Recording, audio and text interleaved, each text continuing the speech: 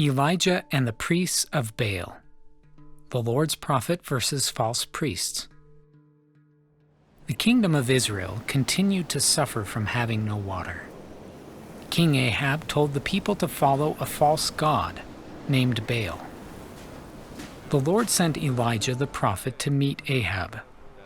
Elijah invited all the people to the top of a mountain.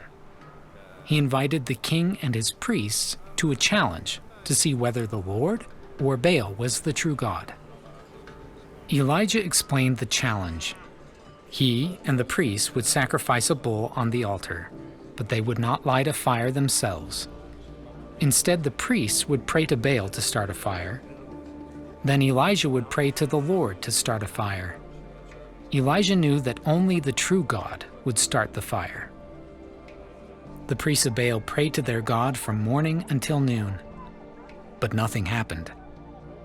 Elijah joked with them and said their god Baal must be asleep. The priests grew angry, jumped on the altar, and shouted into the evening.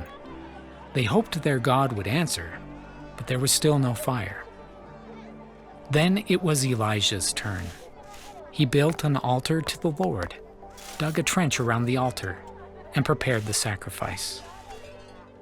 Elijah asked the people to fill 4 barrels of water and pour them onto the wood of his altar 3 times. Water soaked the wood and the altar. It filled the whole trench. Elijah prayed to the Lord to show the true God's power.